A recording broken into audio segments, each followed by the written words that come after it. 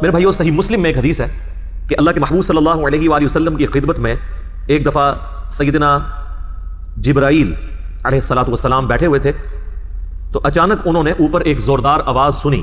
تو اپنا سر آسمان کی طرف اٹھایا اور عرض کیا کہ یا رسول اللہ صلی اللہ علیہ وآلہ وسلم، آج آسمان کا ایک ایسا دروازہ کھولا گیا ہے جو آج سے پہلے کبھی نہیں کھلا، اور اس میں سے ایک فرشتہ نازل ہوا ہے جو آج سے پہلے کبھی بھی دنیا میں نازل نہیں ہوا۔ پھر اس فرشتے نے اللہ کے محبوب صلی اللہ علیہ وآلہ وسلم کی خدمت میں سلام عرض کیا، اور سلام عرض کرنے کے بعد اس نے کہا کہ اے اللہ کے محبوب صلی اللہ علیہ وآلہ وسلم، میں آپ کو اللہ تعالیٰ کی طرف سے 2 نوروں کی بشارت دیتا ہوں جو آپ سے پہلے کسی پیغمبر کو عطا نہیں ہوئے۔ نمبر 1 فاتحۃ الکتاب یعنی سورۃ الفاتحہ، اور نمبر 2 خواتیم سورۃ البقرہ، سورۃ البقرہ کی آخری آیات۔ اب یہاں پہ عربی کا جو ورڈ استعمال ہوا ہے وہ خواتیم ہے، اور عربی میں جمع کم از کم 3 سے شروع ہوتی ہے۔ عربی میں واحد ہے، اس کے بعد تثنیہ ہے اور پھر جمع، جیسا کہ مشرق یہ سنگولر کا صیغہ ہے، اور مشرقین 2 مشرقیں، اور مشارق 3 یا 3 سے زیادہ مشرقیں۔ تو یہ خواتین کا لفظ استعمال ہوا ہے، یعنی ایٹ لیسٹ 3 آیات۔ تو یہ واحد حدیث ہے جس میں سورۃ البقرہ کی آخری 3 آیات کا ذکر آیا ہے، جو آج ہم نے کور کرنی ہے، للہ ما فی السماوات و ما فی الارض سے لے کر آنورڈ اینڈ تک۔ ایک اور حدیث ہے، صحیح بخاری اور صحیح مسلم دونوں میں حدیث موجود ہے، اور یہ اسپیسیفکلی ہمارے صبح شام کے اذکار میں بھی شامل ہے، جو بلو کارڈ کے اوپر ہم نے ریفرنس دیا ہوا ہے کہ اللہ کے محبوب صلی اللہ علیہ وآلہ وسلم نے فرمایا کہ جو شخص بھی رات کے وقت سورۃ البقرہ کی آخری 2 آیات پڑھ لے گا تو اسے ہر چیز سے کفایت کر جائیں گی،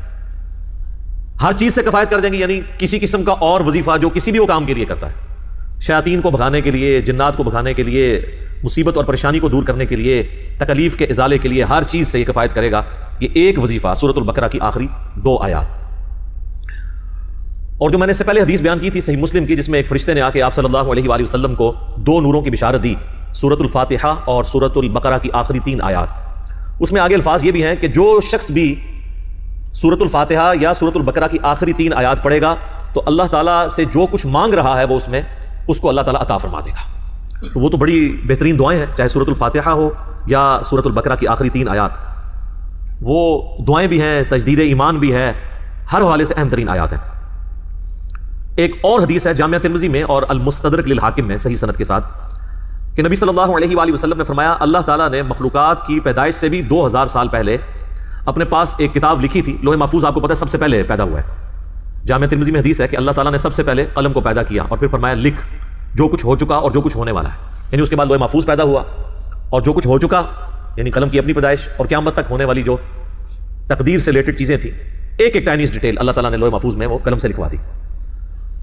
تو وہ جو اللہ تعالیٰ کے پاس ہارڈ ڈسک ہے بڑی، جس میں ہر چیز اللہ تعالیٰ نے ریکارڈ کی ہے مخلوقات کی پیدائش سے 2000 سال پہلے، اس میں اللہ تبارک و تعالیٰ نے جو آیات درج فرمائی تھیں ان میں سے آخری 2 آیات سورۃ البقرہ کی نازل فرما کر سورۃ البقرہ کو مکمل کیا۔ یہ کوئی عام آیات نہیں ہے۔ ایک اور حدیث ہے سنن نسائی الکبریٰ کے اندر، فضائل قرآن والا جو چیپٹر ہے، امام نسائی کی 2 کتابیں ہیں، بیسیکلی تو ان کی کتاب ایک ہی ہے سنن نسائی الکبریٰ، جس کی تلخیص کر کے سنن نسائی الصغریٰ لکھی گئی، جو ہم سنن نسائی جسے کہتے ہیں۔ ان کے شاگرد تھے امام ابن السنی، انہوں نے اس کو کم کیا تھا۔ وہ جو اوریجنل کتاب ہے اس میں آلموسٹ 12000 حدیث ہے، اس میں کئی ایک چیپٹرز الگ سے بھی اردو زبان میں پرنٹ ہو چکے ہیں۔ وفات النبی ایک چیپٹر ہے، خصائص علی اسی کا چیپٹر ہے، فضائل قرآن اس کا چیپٹر ہے، عمل الیوم واللیلہ صبح شام کے اذکار اس کا چیپٹر ہے، سنن نسائی الکبریٰ۔ اس میں جو فضائل قرآن چیپٹر ہے اس میں یہ حدیث موجود ہے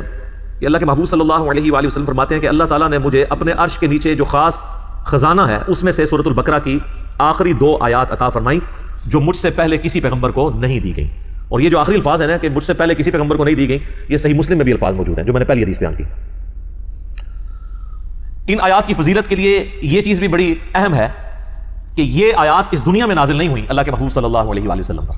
بلکہ شب معراج نازل ہوئی ہیں آسمانوں پر۔ صحیح مسلم کے اندر موقوفاً ابن مسعود رضی اللہ تعالیٰ عنہ کی حدیث ہے، یعنی ان کا قول کہ شب معراج اللہ تعالیٰ نے اپنے محبوب صلی اللہ علیہ وآلہ وسلم کو 3 انعامات دیے تھے۔ نمبر 1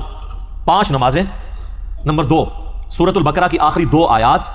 اور نمبر 3 جو کوئی بھی آپ صلی اللہ علیہ وآلہ وسلم کا امتی شرک نہیں کرتا ہوگا، at the end of the day اللہ تعالیٰ اس کو معاف فرما دے گا، چاہے وہ اپنا عذاب بھگت کے، لیکن الٹیمیٹلی جو بخاری مسلم میں حدیث ہے کہ آخری دفعہ اللہ تعالیٰ مجھے اس چیز کی بھی اجازت دے گا کہ میں دوزخ میں سے اس شخص کو بھی نکال دوں جس کے دل میں رائی کے دانے کے برابر بھی ایمان ہے، یعنی جس نے، ایک اور حدیث میں بخاری مسلم کے الفاظ ہیں، جس کے پلے سوائے اس کے کوئی نیکی نہیں ہوگی کہ صرف اس نے ایک دفعہ کلمہ پڑھا ہوگا. لیکن یہ بالکل اینڈ پہ ہے، یعنی یہ نہیں ہے کہ یہ کلمہ پڑھنے سے ہی جنت مل جانی ہے. واللہ عالم، وہ 1000 سال لگیں، لاکھ سال لگیں، کروڑ سال لگیں، وہ اللہ کو پتہ ہے.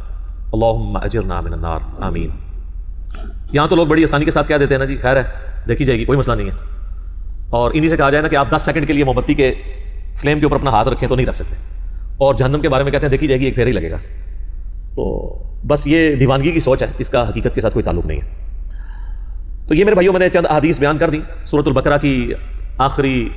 3 آیات کی، اور اس میں سے بھی اسپیسیفکلی آخری 2 آیات آمن الرسول بما انزل الیہ من ربہ والمؤمنون سے آن ورڈ. ان آیات کو پڑھنے کی روٹین بنائیں، اور چونکہ بخاری مسلم میں الفاظ ہیں کہ جو رات کے وقت میں پڑھ لے گا اسے ہر چیز سے کفایت کریں گی. تو رات کی ڈیفینیشن شریعت کے اندر مغرب کے بعد رات شروع ہو جاتی ہے، غروب آفتاب کے ساتھ ہی. اسی لیے سورۃ البقرہ میں آیا نا کہ روزے کو رات ہونے تک مکمل کرو. تو رات شریعت میں غروب آفتاب کے بعد سٹارٹ ہو جاتی ہے، کیونکہ چاند بھی آپ دیکھیں اگلے مہینے کا سٹارٹ جو ہے وہ رات کے وقت چاند نظر آ جاتا ہے، مغرب کے فوراً بعد ہی. پہلی کا چاند تھوڑی دیر کے لیے نظر آتا ہے، مغرب کے فوراً بعد. تو مغرب کے بعد بھی آپ ان آیات کو پڑھ سکتے ہیں، عشاء کے بعد بھی پڑھ سکتے ہیں، رات کو سونے سے پہلے بھی پڑھ سکتے ہیں. اس کی روٹین بنائیں اور اسے کبھی اسکپ نہ ہونے دیں. کوئی مشکل وظیفہ نہیں ہے، سارے وظائف کے اوپر بھاری ہے یہ وظیفہ. اور کچھ عرصہ آپ اپنی روٹین بنائیں گے تو آپ کو یہ خود بخود زبانی یاد ہو جائے گی، آپ کو کوئی اس کے لیے محنت نہیں کرنی پڑے گی. آخری 3 آیات کا وظیفہ بنا لیں، للہ ما فی السماوات و ما فی الارض. ویسے عموماً پبلک کے اندر تو جتنی بھی احادیث مشہور ہیں وہ آخری 2 آیات سے ریلیٹڈ ہیں، لیکن آج جو میں نے آپ کو صحیح مسلم کی ایک حدیث بتائی ہے نا، اس میں چونکہ خواتین کا لفظ ہے تو آخری 3 آیات. اس لیے آپ دیکھیں گے قرآن حکیم میں سورۃ البقرہ کا جو آخری رکوع ہے نا وہ انہی 3 آیات پہ مشتمل ہے. تو اب اپنی روٹین، اگر کوئی شخص آمن الرسول سے پڑھتا تھا تو وہ اس کو پیچھے لے کے آئے، للہ ما فی السماوات و ما فی الارض، یہاں سے لے کے آن ورڈ اس کو پڑھنا شروع کریں. چند دن آپ پڑھیں گے تو خود بخود آپ کو یہ آیات زبانی یاد ہو جائیں گی.